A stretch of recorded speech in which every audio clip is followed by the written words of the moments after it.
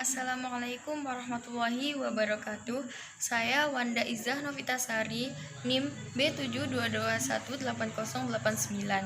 Di sini saya akan mempresentasikan salah satu teknologi tepat guna. Saya mengambil teknologi tepat guna ini dari salah satu jurnal, yaitu Jurnal Teknologi Teknosintia Volume 8 nomor 2 tahun 2016 yang berjudul Breksi Batu Apung sebagai salah satu alternatif teknologi tepat guna untuk menurunkan kadar TSS dan BOD dalam limbah cair. Nama penulis dalam jurnal ini yaitu Triatmi Sri Widyaningsih. Takannya teknologi tepat guna ini yaitu banyaknya terjadi pencemaran lingkungan. Salah satu pencemaran lingkungan yaitu pencemaran limbah domestik.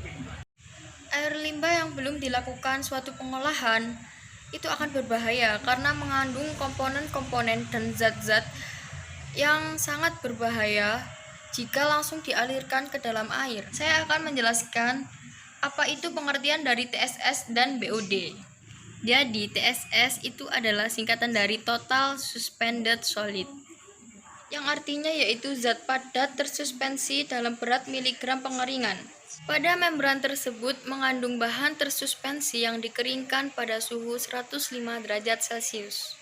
Sedangkan BOD yaitu singkatan dari Biochemical Oxygen Demand. Arti dari BOD sendiri yaitu suatu analisa empiris yang mencoba mendekati secara global proses-proses mikrobiologis yang benar-benar terjadi dalam air. Untuk batu apung sendiri, yaitu batu yang mana memiliki warna yang terang, dan batu ini adalah salah satu bahan adsorben. Bahan adsorben yaitu bahan atau zat yang mempunyai sifat mengikat molekul pada permukaannya. Jadi sifat dari batu ini mempunyai permukaan yang luas, berpori-pori, aktif, dan murni. Nah, setelah kita mengetahui pengertian TSS, BOD, dan batu apung itu sendiri, selanjutnya saya akan menjelaskan langkah-langkah untuk membuat batu apung ini sebagai teknologi tepat guna untuk menurunkan kadar TSS dan BOD dalam limbah cair. Jadi langkah yang pertama yaitu jika batu breksinya itu berupa bongkahan, kita harus menghancurkannya terlebih dahulu menjadi butiran-butiran dan ukurannya itu 8 mes. Setelah menjadi butiran, kita perlu mencucinya lalu meniriskan. Langkah yang kedua, kita perlu mengaktifkan batu apung tersebut. Jadi caranya untuk mengaktifkan batu apung tersebut yaitu dengan mengoven selama 2 jam dengan suhu 200 derajat Celcius. Jadi aktivasi batu apung sendiri ini yaitu untuk menguapkan air yang ada di pori-pori sehingga luas pori-pori dalam batu apung ini bertambah. Selanjutnya, langkah ketiga dari pembuatan teknologi tepat guna ini yaitu analisis limbah air domestik, melingkupi pH, TSS, dan BOD. Caranya yang pertama yaitu parameter BOD berdasarkan atas reaksi oksidasi zat organis dengan oksigen di dalam air.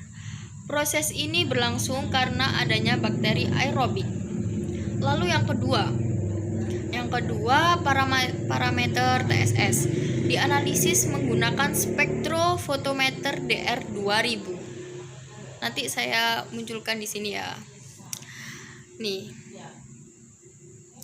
Lalu yang ketiga, pengujian pH air limbah dengan pH meter. Itu kan langkah untuk menganalisis limbah air domestiknya. Lalu langkah untuk membuat teknologi tepat guna yang keempat ini, mengisi bak penampung dengan air limbah domestik sebanyak 50 liter yang telah disaring dengan penyaring kasar untuk menghilangkan limbah padat yang besar dan mengapung. Jadi yang keempat ini menaruh dalam bak terus kita saring. Lalu langkah yang kelima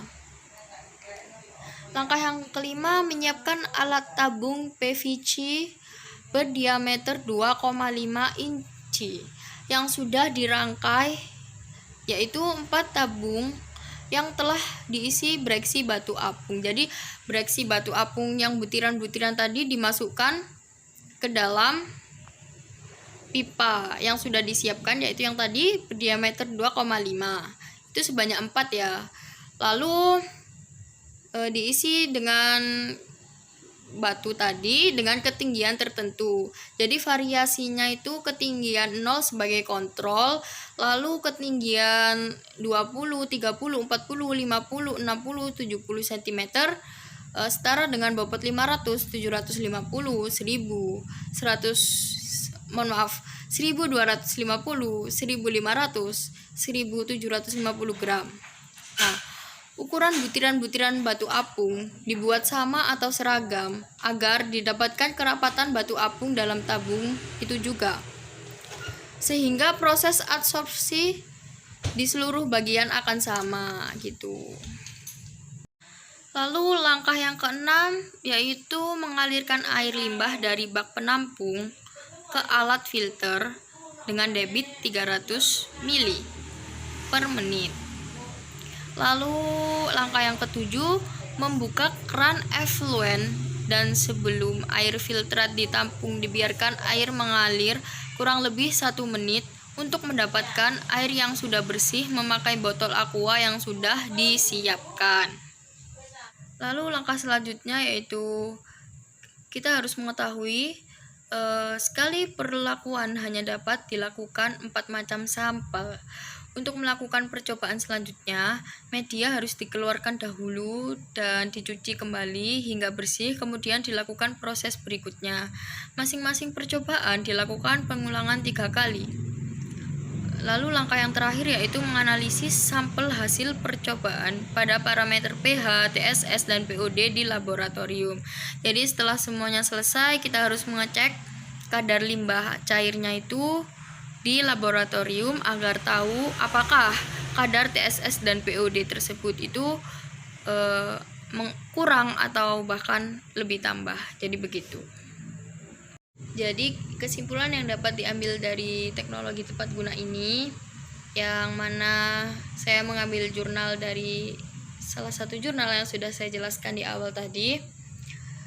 Dari hasil analisisnya, sebelum pengolahan menggunakan teknologi tepat guna ini, air limbah itu menunjukkan di atas ambang batas baku mutu limbah cair.